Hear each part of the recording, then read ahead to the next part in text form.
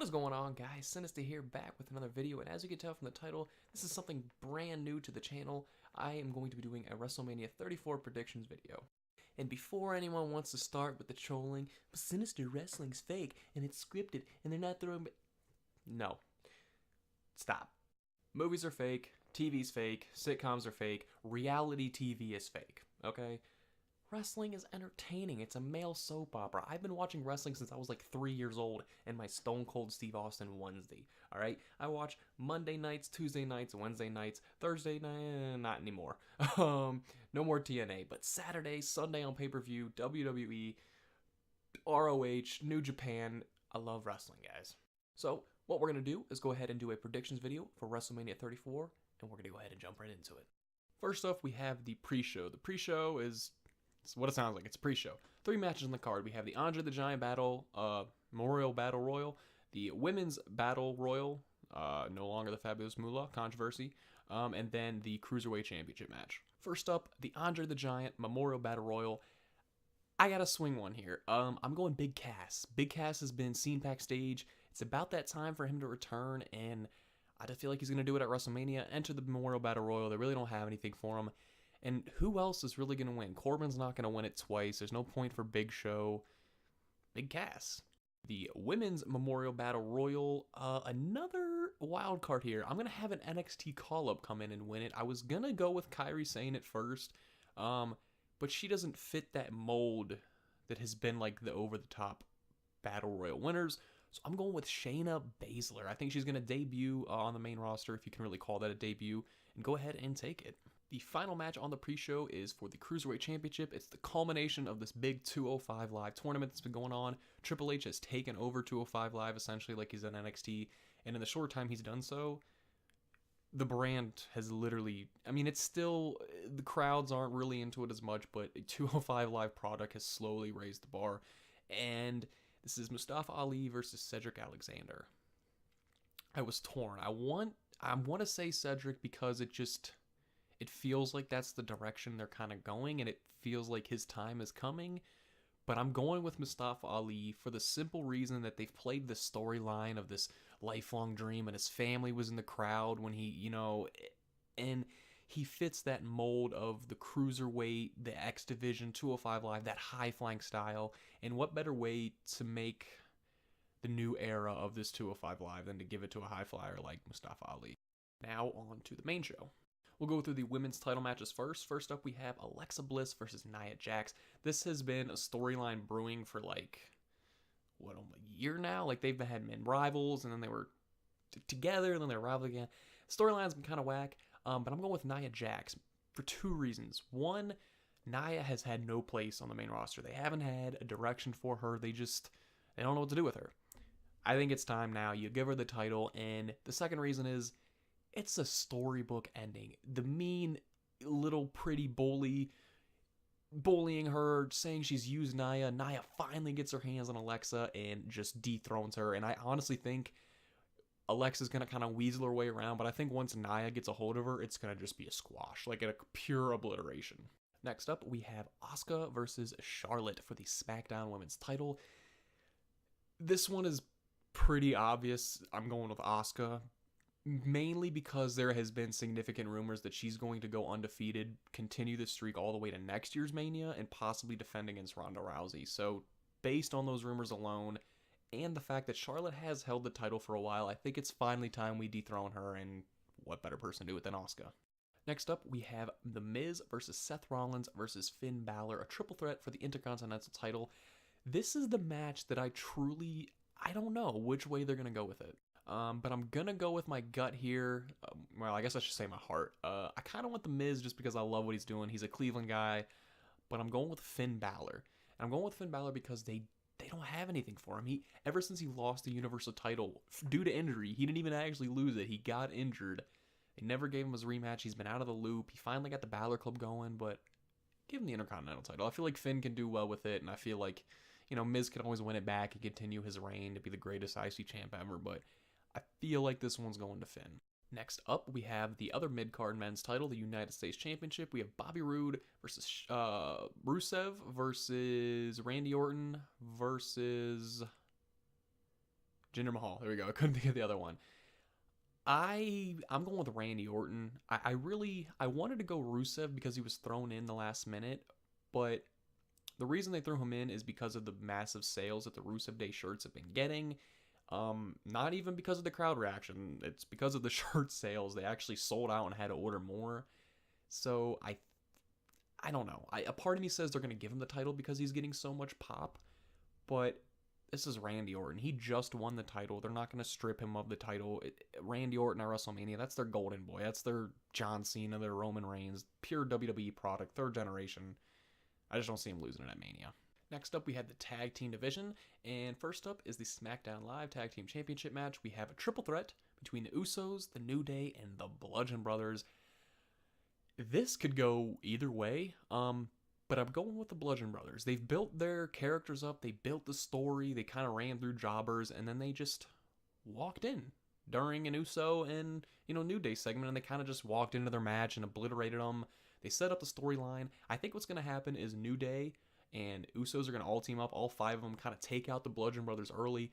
They're going to be on the sideline. New Day and Usos are going to go at it with another classic, and eventually the Bludgeon Brothers are just going to come in, pick up the scraps, tear everything down, and go home with the championships. Second tag team match is The Bar versus Braun Strowman and the Mystery Partner, which hasn't been announced yet.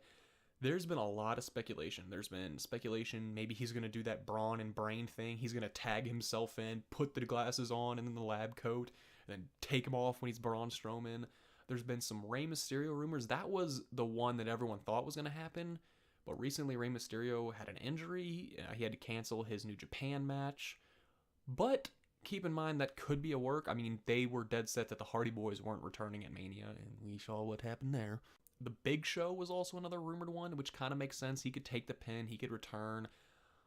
I'm throwing a wild card out, and this just is because my heart says I want it. Neville. Think of it. Neville and Braun Strowman, they both rocked that ruthless aggression. I don't care about you, it's all about me, lone wolf attitude.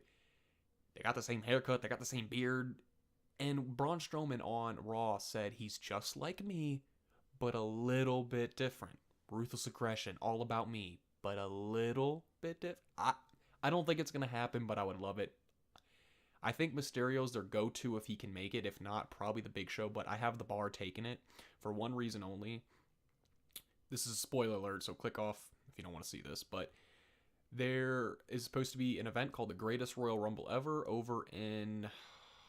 I forget where it's at, but one of the cards, or one of the matches on the card shows the Bar defending their titles against the Hardys, so kind of indicates that they're going to retain here at Mania. I would love to see Strowman win. As long as he doesn't take the pin clean, I really don't care. Now we're getting into sort of the main events here. I don't think this one's going to be a main event, but it's probably going to be later on the card. We have Sami Zayn and Kevin Owens versus Daniel Bryan and Shane McMahon. I have Daniel Bryan and Shane taking this one. To have Daniel Bryan lose his first match at WrestleMania coming back, that's not going to happen. Plus, this storyline has been kind of set up from a while ago with Stephanie McMahon talking to Shane and Kevin. I think they're going to take the pin, they're going to be kicked off SmackDown, and they're going to go over to Raw and start over there. Now, these last four, I really don't know what's going to be the main event. Well, three are confirmed. One isn't even confirmed yet, but Taker versus Cena is happening. We got Kurt and Ronda Rousey versus Triple H and Stephanie McMahon. I got Kurt and Ronda. Same thing with Daniel Bryan. You wouldn't have him lose his return match at Mania. Why would you have Ronda lose her debut match at Mania? You know, I mean, you got a Hall of Fame wrestler and a legit MMA fighter, two Olympic medalists, keep in mind, versus Triple H, who's a Hall of Famer, and then Stephanie? It's just, there's no reason for Triple H and Stephanie to win. Zero reason. It's gotta be Ronda and Kurt. This one, we have Brock Lesnar versus Roman Reigns for the Universal title. Roman's winning. Common sense. Brock's leaving. He's going to UFC. Paul might be on the way out. I hope he doesn't. I would love for Paul Heyman to stay and maybe, be the manager for Ronda, be the voice, because Ronda's promos, they're bad.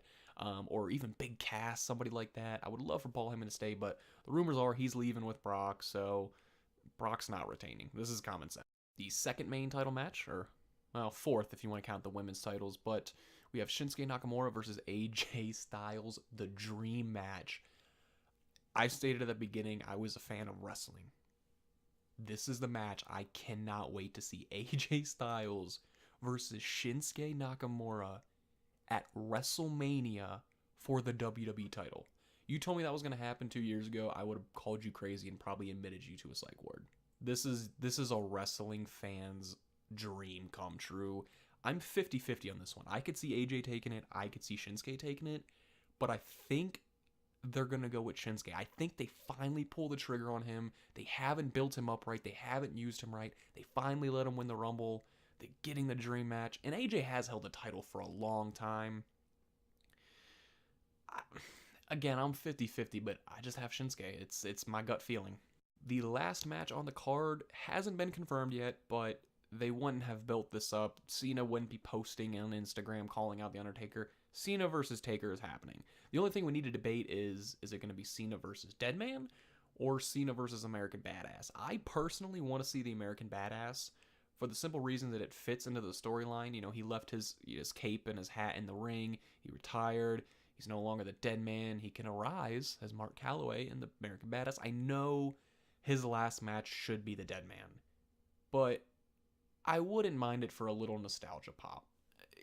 Mainly it's the fan coming out of me. I wasn't a big fan of the gimmick, but how cool would it be for John Cena to be sitting front row and all of a sudden you hear American Badass playing and he's just riding out on a bike? I mean, come on. But the winner of this match, Taker. There's zero reason for John Cena to win. He doesn't need it. He's been losing match after match after match after match, and he's still the top star. Everyone still knows John Cena. He does not need the win. Not that Taker needs it, but it's WrestleMania. This is presumably his last match for good. We thought the last two were going to be, and he lost the last one. So there's no reason for Taker to lose. I know the tradition is you go out by putting someone over, but does Undertaker need to put over John Cena? No, I think you give him this win. He already lost. He broke his streak. He gave that to the business. Not only did he break the streak and give it to a part-timer, he then lost a second match putting over Roman. Give the damn man a WrestleMania victory to go out. That is my WrestleMania 34 prediction, guys. Let me know in the comments what you think. I know I have a lot of title changes happening here, but you know, it's WrestleMania season. Anything can happen. That is going to wrap it up for this video, guys. If you enjoyed it, be sure to drop a like, hit subscribe for more content like this. I plan to do a lot more wrestling videos, a lot more predictions to pay-per-view events and stuff like that. Maybe I'll even get into some Raw reviews and SmackDown reviews. We'll see how it goes, but that is going to wrap it up, guys. Until next time, peace.